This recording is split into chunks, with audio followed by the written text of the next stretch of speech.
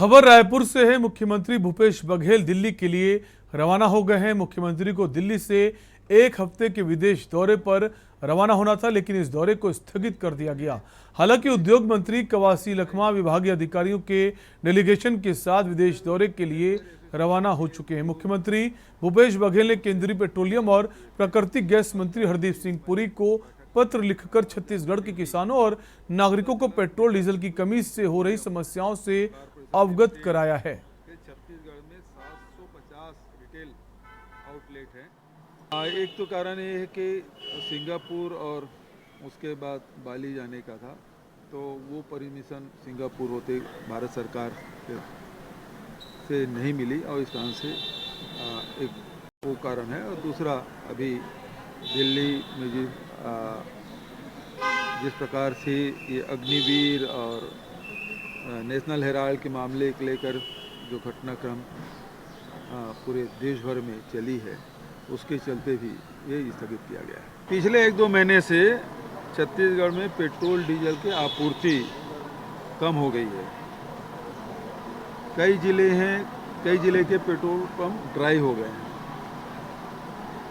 Diesel welfare association के लोग परसों मुझसे मुलाकात किए थे, इसलिए मैंने माननीय हरदीप पुरी जी मंत्री जी को पत्र लिखा है कि ये जो स्थिति है, इसे जो 4-5 दिन का बफर स्टॉक रहता था पूर्ववत रखा जाए, ताकि पेट्रोलियम पदार्थों की कमी न हो।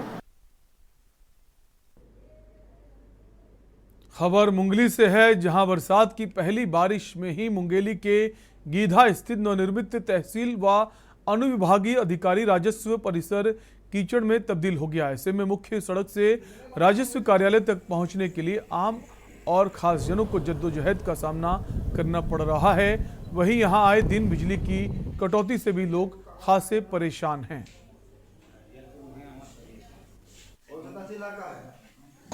एक दिन का काम 10 दिन में हो रहा है। यहाँ बिजली का बहुत प्रॉब्लम हो रहा है, बरसात के कारण से तो और हो रहा है। कितने दिनों से आप यहाँ आ रहे हैं? यहाँ तो मेरे बहुत महीनों हो गया है। अच्छा, हाँ। परेशानी का न पानी के है, न बैठे उठे के हैं। ऊपर ले देखा तो चिखला न कुछ खाए पिए के रास्ता दिखे, और न आए कि उतना दूरी लावे शहर से, सिटी से बाहर कर दे। बिजली की भी समस्या बहुत ज़्यादा है यहाँ। अब बिजली के अब है कि नहीं, अब दिन भर तो मन ही रहा तारीख माथा भाई। अब बरसात हो गई, यहाँ रास्ता कीचड़, गाड़ी वाड़ी रखे के या चले के? अब कुछ नहीं है सर, देखना अभी पड़े थे ना उसमें 10 के तहसील मुंगेली में लाइट की बहुत भारी परेशानी है। यहाँ कम से कम एक दिन में 6 से 7 बार लाइट कट जाता है।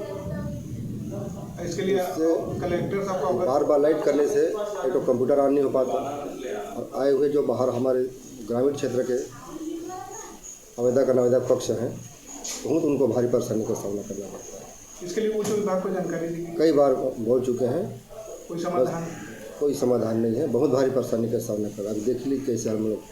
इसका दिक्कत ये है कि जो पहले अभी एसडीएम कार्यालय है, इसके सामने की ज़मीन जो है वो लो लाइंग एरिया थी। इसमें मिट्टी पाटी गई थी, मिट्टी पाट के इसको ऊपर किया गया था, क्योंकि बरसात है, बरसात में मिट्टी दबेगी। जब मिट्टी दबेगी तो उसके बाद इसके ऊपर कंस्ट्रक्शन का काम किया जाएगा। तो 2-3 बरसात इसलिए हम लोग भी रुके हुए हैं कि जब तक थोड़ी दब जाए उसके बाद वो कंस्ट्रक्शन का काम करें, क्योंकि करेंगे तो फिर कुछ टूट पड़ेगा। तो आप देख लिए होंगे रास्ते में मुरुम डलवा दी जा रही है। वो कुछ दिनों में मुरुम होते ही सामने जो पुलिया बना है, इससे मेन रोड से कनेक्ट हो जाएगा, तो ये जो कीचड़ वाली समस्या है ये कम हो जाएगी। साथ में नेक्स्ट वीक इसमें वृक्षारोपण का कार्यक्रम है, इसमें इसको फेंसिंग करके वृक्षारोपण मिल गया।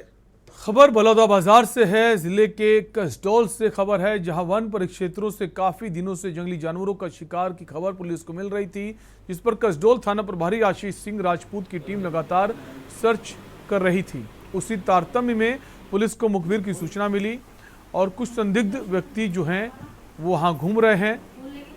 मुखबिर की सूचना के बाद पुलिस अधीक्षक दीपक कुमार झा के निर्देश में कसडोल थाना प्रभारी और उनकी टीम ने मौके पर पहुंचकर उनकी तलाशी ली, जिस पर कार में सवार 4 आरोपी घबराने लगे।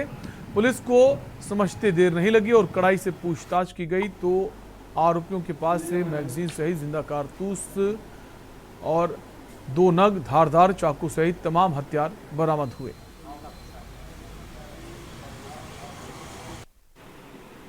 उनको सूचना मिली कि एक सफ़ेद रंग की आर्टिका गाड़ी में, जिसका क्रमांक है CG04 NS 1123 में कुछ संदेही लोग अवैध शिकार करने के चक्कर में घूम रहे हैं।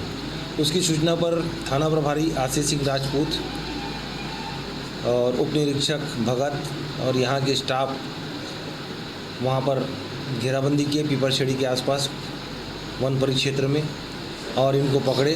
और पकड़ने के बाद पूछताछ करने पर इनके जो हालात थे संदिग्ध नज़र आने लगे, और उनकी गाड़ी में एक .22 का एक बंदूक मिला, साथ ही एक टंगिया मिला।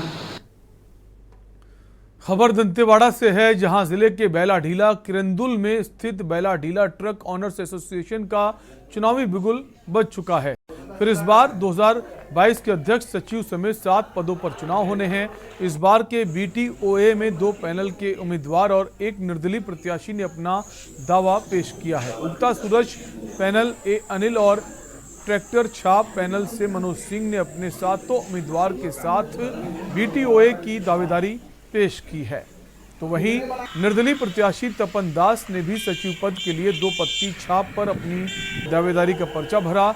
इस पूरे चुनाव में निर्वाचन अधिकारी, अधिवक्ता एवं चुनाव संचालन अधिकारी कमेटी के 7 सदस्यों की उपस्थिति में चुनाव संपन्न कराया जाएगा।